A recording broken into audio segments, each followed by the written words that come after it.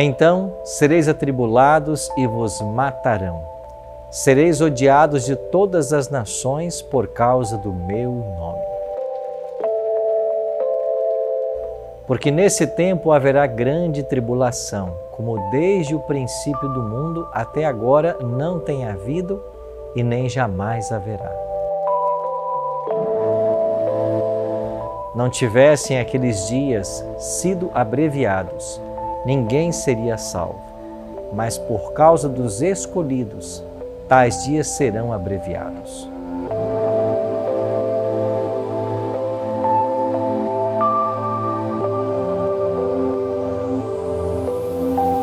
Vamos voltar à cena de Jesus no Monte das Oliveiras com seus discípulos. Em seu sermão profético aos discípulos, Jesus revelou a experiência de seu povo, desde o momento de sua ascensão até a ocasião do seu retorno. Olhando o futuro, Jesus detectou uma tempestade impetuosa de perseguições que assolaria seus seguidores nas eras seguintes. Eles deveriam trilhar o mesmo caminho de condenação e sofrimento que o Mestre percorreu.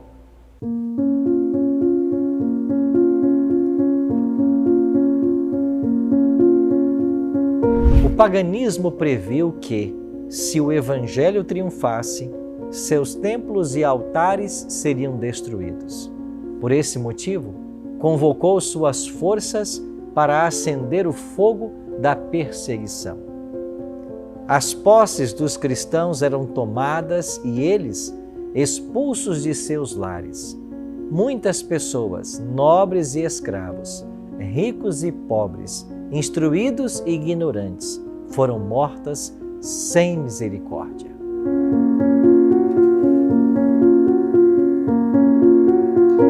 A perseguição começou com Nero e continuou por séculos. Os cristãos eram acusados falsamente de serem a causa de fomes, epidemias e terremotos. Muitos cristãos foram jogados às bestas selvagens ou queimados vivos em anfiteatros. Alguns foram crucificados, outros foram cobertos com pele de animais selvagens e lançados às arenas para serem despedaçados por cães em festas públicas. Vastas multidões se reuniam para se divertir com a morte dos cristãos e saudá-la com muito riso e aplauso.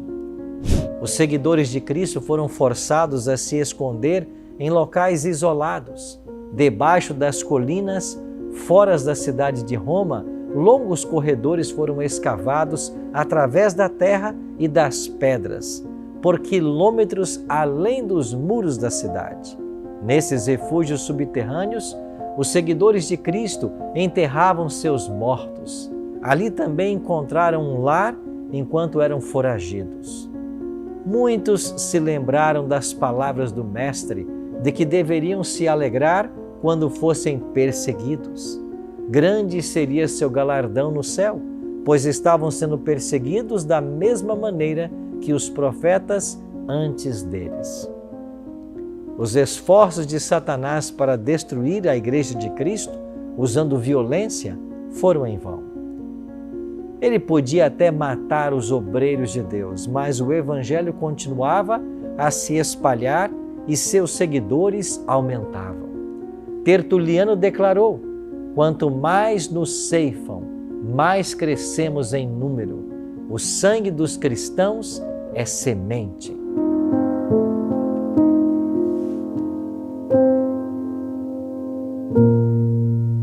Quanto mais cristãos eram mortos, mais seu número aumentava. Satanás então mudou de estratégia. Procurou agora fincar sua bandeira dentro da igreja cristã, a fim de obter por meio do engano aquilo que não conseguiu pela força. A perseguição terminou. Em seu lugar, vieram os atrativos da prosperidade e das honras mundanas. A fé cristã foi deturpada. Muitos professavam aceitar a Jesus, mas não tinham convicção do pecado e não sentiam necessidade de se arrepender nem de mudar o coração.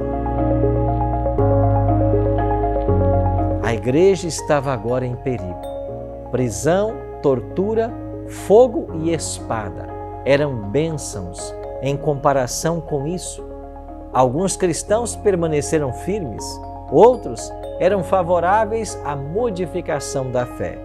E sob o manto de um suposto cristianismo, Satanás ganhou entrada na igreja e começou a corromper a fé genuína.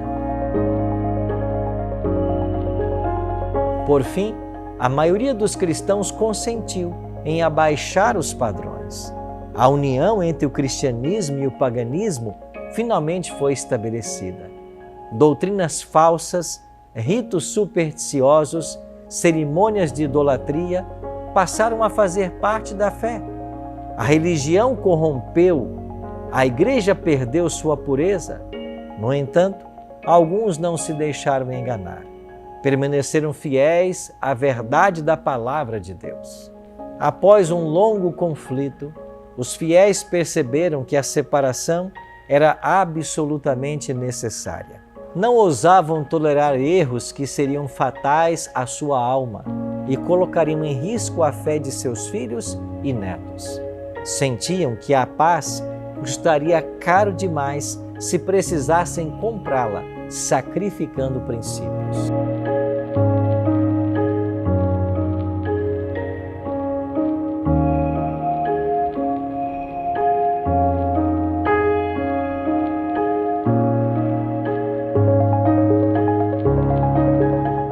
Se pudessem obter unidade somente comprometendo a fé, então que houvesse divergência e até mesmo a guerra.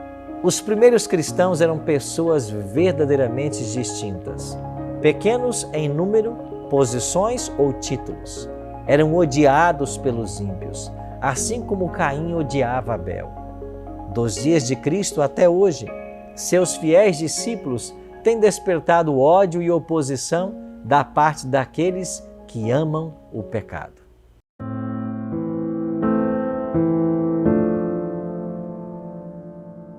Quando Jesus nasceu, anjos cantaram sobre as planícies de Belém.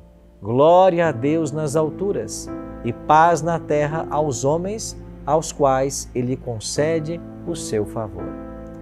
Parece haver uma contradição entre essa declaração profética e as palavras de Cristo. Não penseis que vim trazer paz à terra.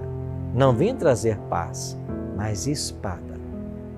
Se compreendidas de maneira correta, as duas declarações estão em perfeita harmonia. O Evangelho apresenta princípios de vida completamente opostos aos hábitos e desejos das pessoas, e elas se levantam contra essa mensagem. Odeiam a pureza que condena ao pecado e perseguem aqueles que proclamam a verdade. É nesse sentido que o Evangelho é chamado de espada.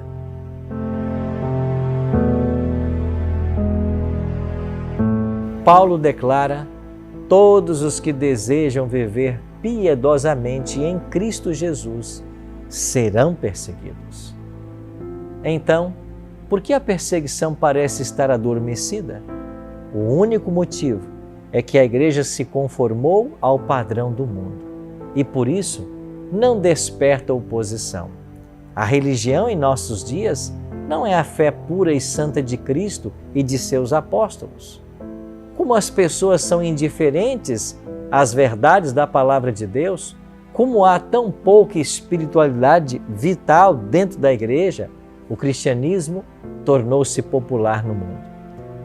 É só haver um reavivamento da fé da igreja cristã primitiva que os fogos da perseguição serão novamente acesos.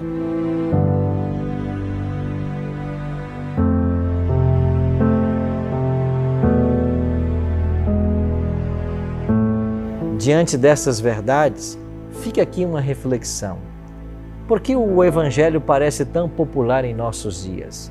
Por que as perseguições arrefeceram? É porque parece-nos que há muita conformidade da igreja com o mundo. quando os fiéis seguidores de Cristo levantarem bem alto o estandarte da verdade, derem à trombeta o sonido certo e pregarem a mensagem bíblica, que muitas vezes não é popular nem politicamente correta, mais uma vez as perseguições chegarão. Mas diante de todo esse desafio, eu e você precisamos permanecer leais ao Senhor e aos princípios da palavra de Deus que um dia nós abraçamos. E aí, você vai permanecer fiel a despeito das provas que sobrevirão ao mundo? Pense nisso.